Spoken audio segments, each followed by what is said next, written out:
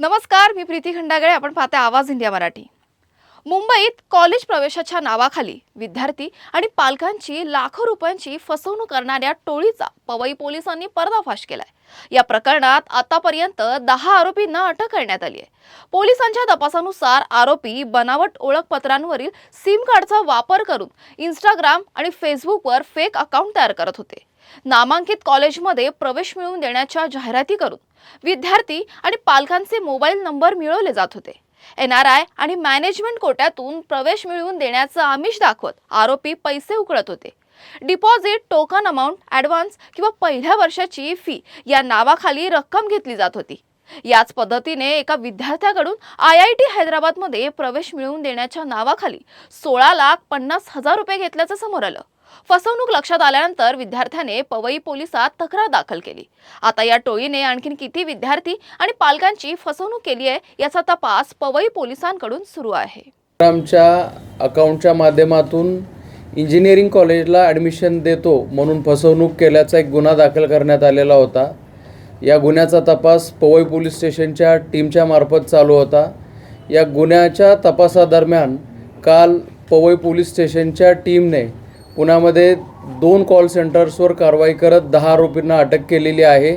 आणि या कारवाईमध्ये 22 मोबाईल फोन्स, लॅपटॉप्स आणि इतर साहित्यासह एकूण 1,35,00,000ची मालमत्ता आरोपितांकडून जप्त केलेली आहे. ही जी टोळी पवई पोलीस स्टेशनच्या टीमने अटक केलेली आहे, ही टोळी सोशल मीडियावर ॲडमिशन देतो म्हणून जाहिरात प्रसिद्ध करायची. या जाहिरातीला जे लोक प्रतिसाद देत होते त्यांच्याबरोबर मग प्रत्यक्ष संपर्क साधला जात होता आणि मग या संपर्कादरम्यान त्यांना देशभरातील नामांकित इंजिनिअरिंग कॉलेजमध्ये ॲडमिशनचं आश्वासन दिलं जात होतं. या ॲडमिशनसाठी प्रत्येक विक्टीमकडून वेगवेगळी अमाऊंट घेतली जात होती. अशी बऱ्याचशा विक्टीमची यादी आणि अनेक कॉलेजेसच्या ॲडमिशनसाठी लागणारे कागदपत्र हे या तपासामध्ये जप्त करण्यात आलेले आहेत. एकंदरीत हा ग्रुप ॲडमिशनचा ज्यावेळेला कालावधी वर्षभरामध्ये सुरू व्हायचा, यावेळेला पुण्यामधून स्वतःचे ऑपरेशन्स सुरू करायचा. ॲडमिशनचा कालावधी संपल्यानंतर आणि विक्टिम्सकडून ही फसवणुकीची रक्कम प्राप्त झाल्यानंतर स्वतःचे फोन्स आणि कॉन्टॅक्ट्स बंद करून हे डिसॅपर होत होते. तर अशा रीतीने एक मोठी टोळी जी 2 ठिकाणी कॉल सेंटर चालवत होती आणि त्या माध्यमातून लोकांची ॲडमिशन देतो म्हणून फसवणूक करत होती, याला पकडण्यामध्ये पवई पोलीस ठाण्याच्या टीमला यश प्राप्त झालेलं आहे.